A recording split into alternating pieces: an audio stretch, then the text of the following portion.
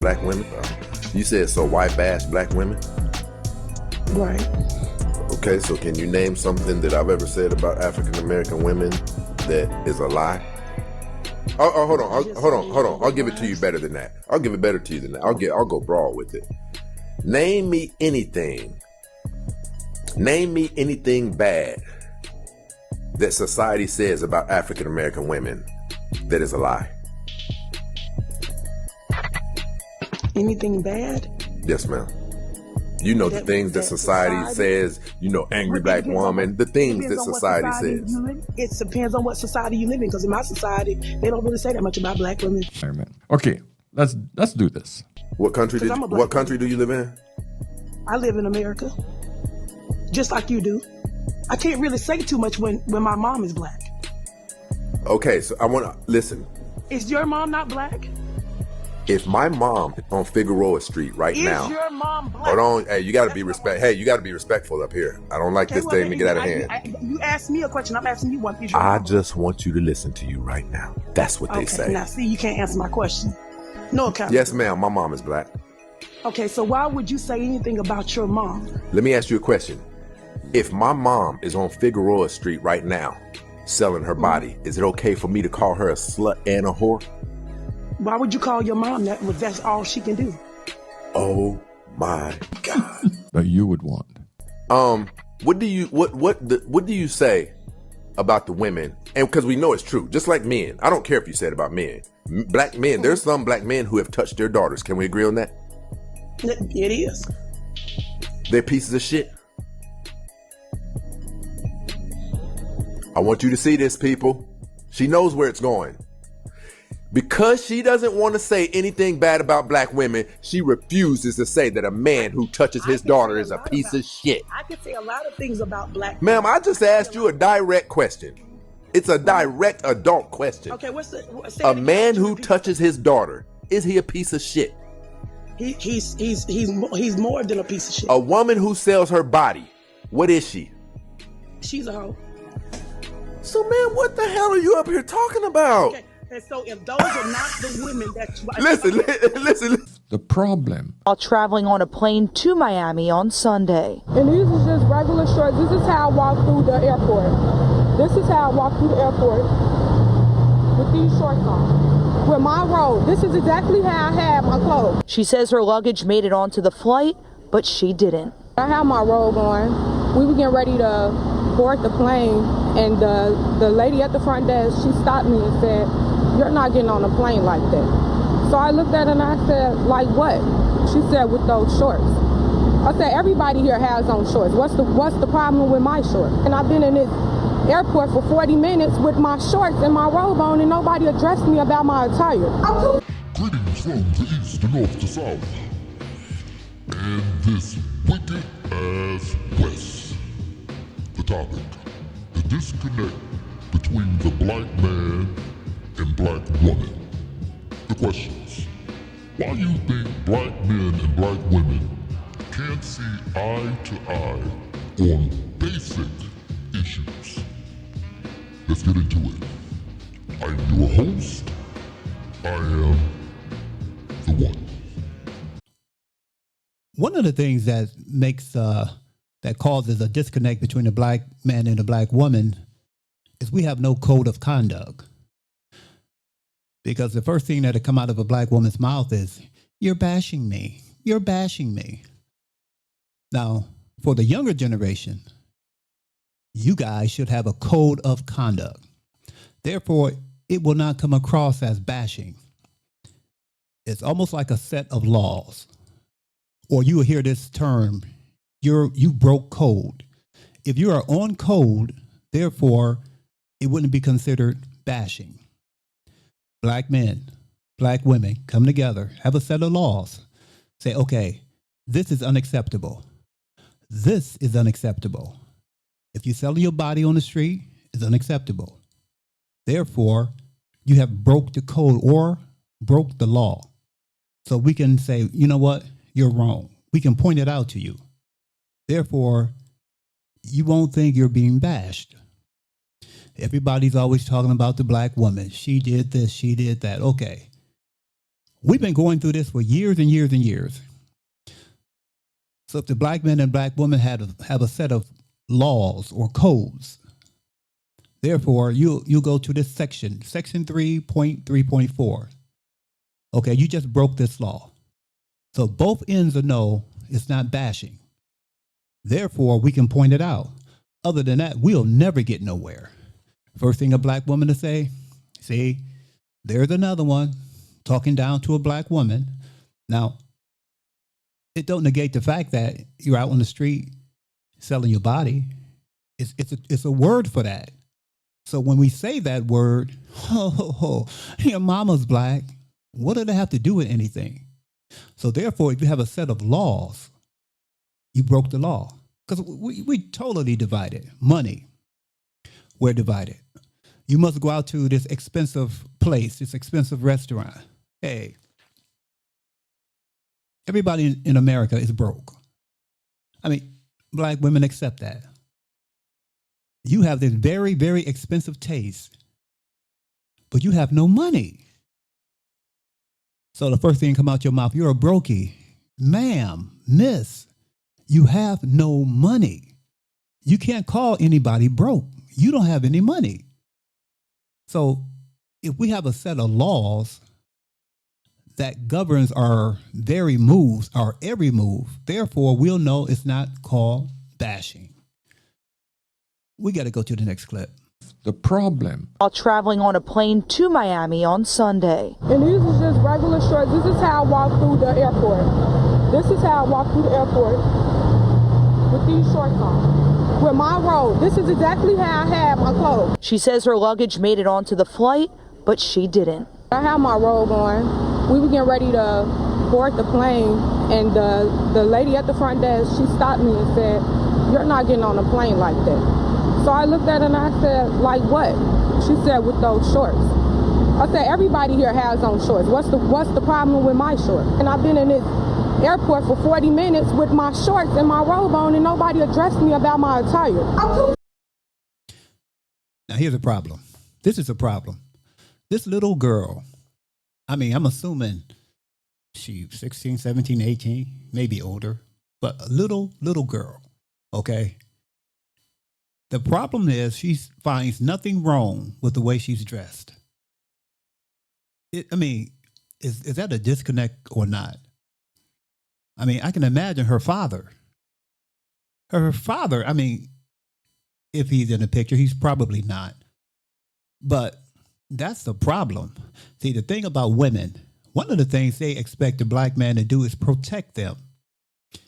In order to protect any woman, she must dress modestly. There's a problem if you are in the airport with no clothes on, as far as I'm concerned. No clothes. And you say, "Well, I have a robe." Young little girl, if you got a robe on, go put your clothes on. There's no need to be dressed like that in public. It's ridiculous.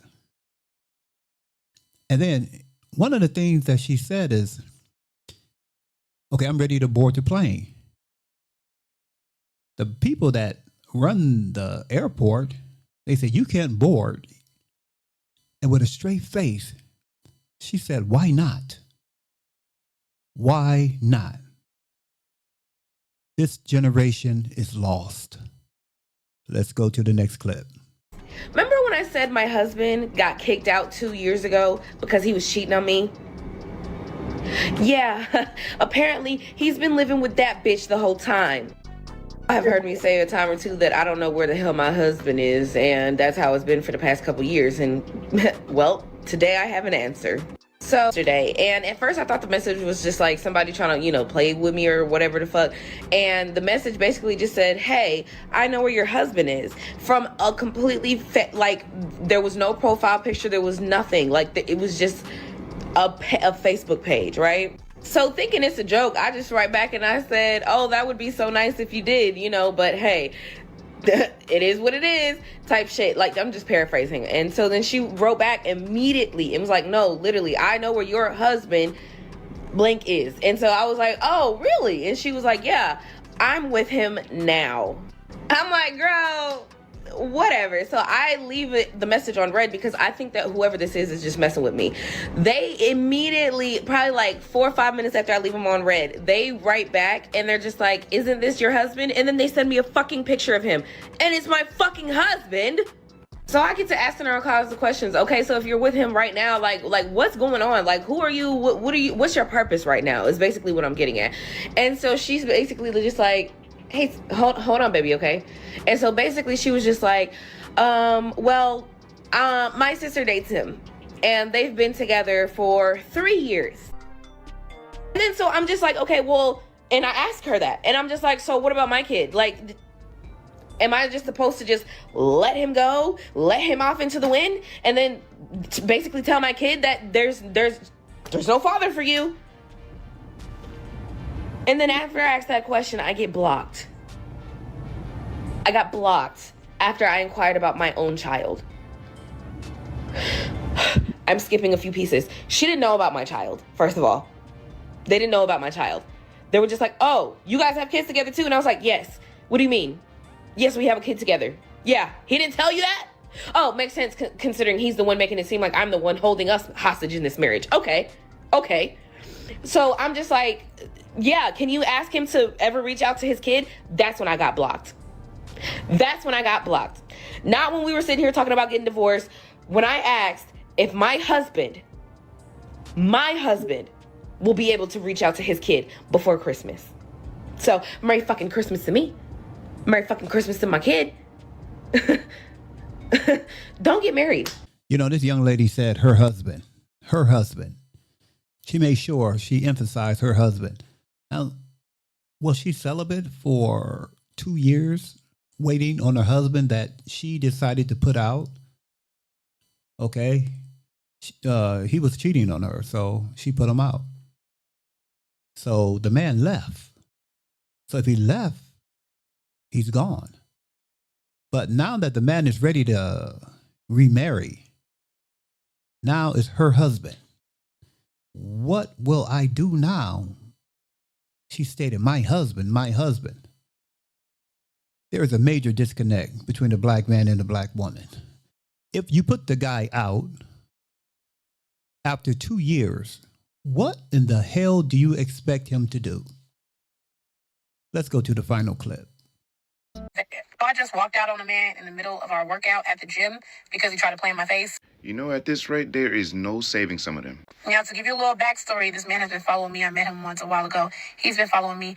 I made a post about needing to get back in the gym and how I'm being inconsistent. He was like, I can help you. I took him up on the offer. He's cool. I was like, okay, cool. Let's just be gym buddies. That's it. Like, I need somebody to hold me accountable, and that's fine. Due to the high level of complexity in this video, we're going to have to take a couple notes in order to follow the story time. Bullet point number 1. She made a post online requesting gym assistance. When her followers entertains her request, she agrees, and now they are officially gym buddies, and only that. So we did go work out. Everything was cool. The first time we worked out, it was good. I was like, hey, you want to do this again? Like, it was cool. Now, after the workout session, he did express romantic interest. Do I know that men are attracted to me? Yes. I'm not stupid doodle dumb. But does that mean I'm about to be with you, date you? No, we're just doing the gym thing. I very much keep men at an arm's length and a distance at all time. Bullet point number 2. They start the gym thing. At some point after the gym, he expresses his interest in her. In her words, she says she knows he was attracted to her because she's not stupid doodle dumb. Her words, not mine, but doubles down that she wants nothing to do with him outside of the gym workout. But he was like, if you ever want to go on a date, I am feeling you. I was like, I know you were attracted to me because, again, I'm not stupid. But I'm like, let's do the gym thing. I think this is good. I'm not really looking at, date right now.